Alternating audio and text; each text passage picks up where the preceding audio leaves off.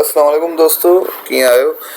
Verb छा आहे, participle, present participle छा आहे, इन्फिनेटिव छा आहे, बेस फॉर्म ऑफ वर्ब छा आहे, हेल्पिंग वर्ब छा आहे, वर्ब हूंदो छा आहे, ऐं सभु कुझु पढ़ियोसीं पोएं वीडियो में।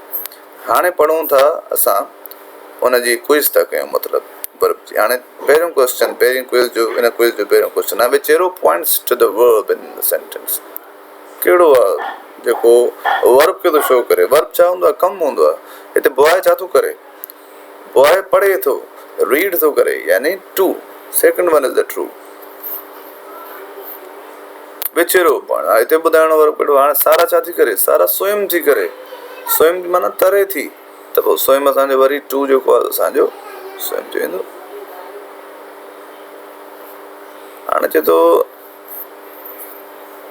which of the following is infinitive verb showing the action। हाणे इनखे एक्शन है जंप न थी न, पर हिते ॾिसो छा थो चए, इन्फिनेटिव। इन्फिनेटिव जो मतिलबु छा आहे? टू लॻल हूंदो लाज़मी, पढ़ियोसीं न। इन्फिनेटिव छा आहे? जो टू लॻल हुजे त हाणे जंपिंग वग़ैरह न थींदो, हिते टू जंप थींदो।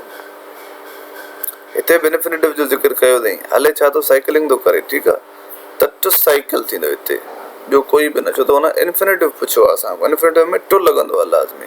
Tommy wants to get a good result on the test next week. Where is the verb phrase? हाणे वर्ब फ्रेज जो मक़सदु इहो हूंदो आहे त वर्ब फ्रेज हिकिड़ो वर्ब न हूंदो आहे, हुन में ॿ टे वर्ड कनेक्टेड हूंदा आहिनि। मतिलबु वर्ब टू वर्ब, हिकिड़ो वर्ब शुरू थिए ऐं ॿिए वर्ब ते ख़तमु थिए। असांखे हिते सॼो जो सॼो असांजो छा हूंदो आहे?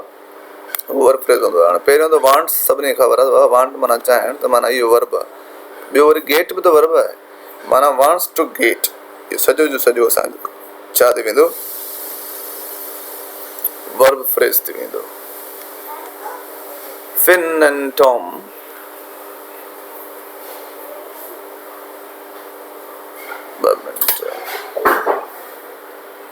अच्छा, Finn and Tom will have been running for 4 hours by the time they crossed the finish line. Where of the following is a verb phrase? हाणे साॻियो ई तव्हांखे ख़बर आहे त पहिरियां विल खां शुरू थींदो, छो त मेन हेल्पिंग वर्ब आहे।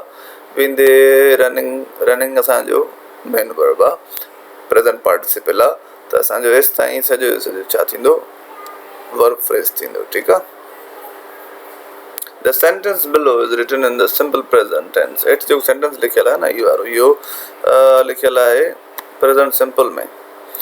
I visit my grandparents on Sundays। हाणे असांखे इहो प्रेजेंट पार्टिसिपल में लिखणो आहे। प्रेजेंट पार्टिसिपल छा हूंदो तव्हांखे ख़बर आहे? प्रेजेंट पार्टिसिपल में वर्ब जी जाइ ते ING लॻल हूंदो आहे। वर्ब विजिट सां ING हूंदो। ING त सभिनी में, सभिनी में हिते न आहे, हिते न आहे, माना इहे ॿई त थींदा कोन, पर हिन ॿिन्ही में हिकिड़ो थींदो। ऐं हिते तव्हांखे ख़बर आहे विल त वरी फ्यूचर थी वेंदो, फ्यूचर पार्टिसिपल काॾे हली वेंदा। असां त प्रेजेंट पार्टिसिपल खपे। प्रेजेंट पार्टिसिपल त ई आहे, एम मतिलबु हाणे जो कमु आहे असांखे, ठीकु आहे। सो हिते वरी साॻियो आहे, त हिते वरी प्रेजेंट पार्टिसिपल में लिखियल आहे हुयो आई एम वाचिंग द फिल्म। इनखे वरी सिंपल प्रेजेंट में करणो आहे, मतिलबु हाणे ING वग़ैरह कटणी आहे, एम वग़ैरह कटणी छॾणी आहे।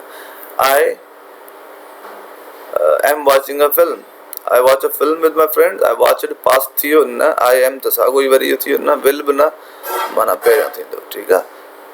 ॾिसो MCQs करण तरीक़ो इहो बि आहे। त हाणे वॉच्ड तव्हांखे ख़बर आहे सेकंड फॉर्म त पास्ट में लॻंदो आहे, इहो थींदो कोन। एम त वरी साॻियो ई प्रेजेंट पार्टिसिपल जो असांखे करिणो कोन्हे। विल त फ्यूचर आहे, बचो ई आहे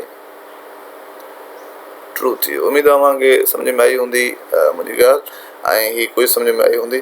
ॾिसो जेकॾहिं सही पढ़ंदो, लेक्चर सही ॿुधंदो, त उन सां रिलेटेड ई क्वेश्चन्स आहिनि। इहे क्विज़िस वग़ैरह पाण करे, अगरि क्विज़िस करे हिकिड़ो दफ़ो, त उमेदु आहे तव्हां टेस्ट बि करे वेंदो।